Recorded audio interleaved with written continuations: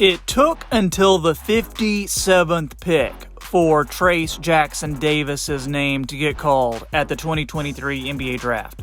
And at that time, it was shocking that a player of his caliber, a player who was as productive as he was in college, would fall into the late second round.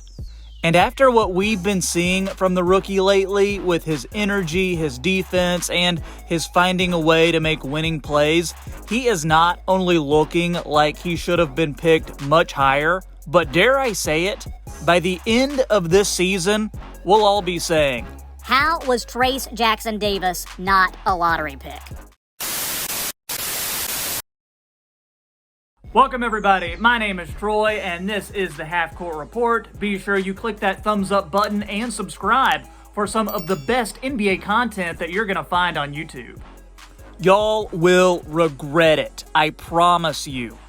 That's what Trayce tweeted on draft night after falling so far down the board.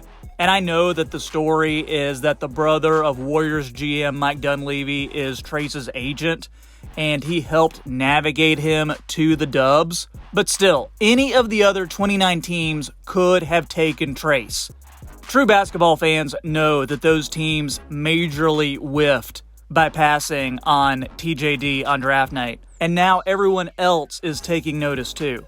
Even Warriors coach Steve Kerr has confirmed that after a couple strong performances, Trayce Jackson-Davis has cemented himself as part of the Warriors rotation. It all started earlier this week when, in a game, Trayce went off for 14 points, 8 rebounds, 3 assists, 2 steals, and a block in just 18 minutes. Pretty impressive.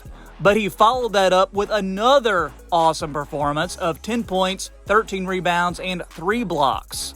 His playing time is trending up in a major way, and with Draymond Green suspended indefinitely and the Warriors lacking in big men, Trayce has a fantastic opportunity to keep getting better. This is just the beginning. Simply put, when he's given the minutes, Trayce Jackson-Davis will produce.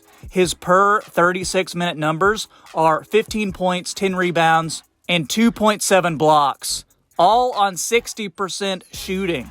His PER, or his player efficiency rating, is also very impressive. It's 18, which is well above league average. Trayce is a guy who changes how the Warriors play, and he also injects some much-needed youth into a very veteran-heavy lineup. His teammates agree. Chris Paul said that Trayce Jackson-Davis gives the Warriors a different dimension.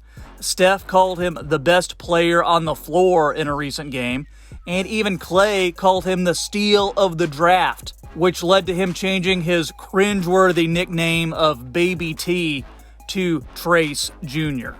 Jackson-Davis is one of the Warriors' few athletic big men, and he's their only legitimate rim protector. At 6'9", he is their best lob threat, along with Jonathan Kuminga and Gary Payton II, and he also brings a different set of skills to this Warriors team, which is why Steve Kerr and his staff have decided that he needs more playing time. When you have a big man like Trayce Jackson-Davis rolling to the rim and making himself a threat to score in the paint, that forces the defense to rotate and help, which in turn opens up looks for other offensive players around the perimeter, like Steph and Klay Thompson. Trayce also seems to be the only big man on this current Warriors roster who can consistently force help rotations with his dives to the rim, and with a good reason. He's a fundamentally sound screener who can make things immediately difficult for defenders at the point of attack. He's nimble, he's mobile enough to force defenders to have to make quick decisions. His athleticism and above-the-rim capabilities make him a credible finishing threat. And when you combine those skills with what the Warriors already have, you have so many more options on this team. The Warriors currently go to the rim at the lowest rate among all 30 NBA teams. Their 24.8% rim attempt frequency is a full 8 percentage points below league average.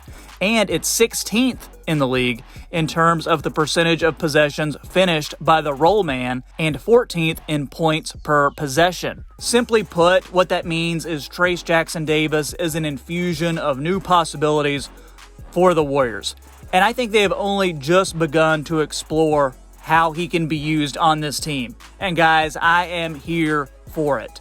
I need the Trayce Jackson-Davis fans to let me know in the comments, how excited are y'all for what he's been doing on this Warriors team? Since you've watched this far, be sure to drop a like for the YouTube algorithm, hit that subscribe button too so you never miss another NBA video.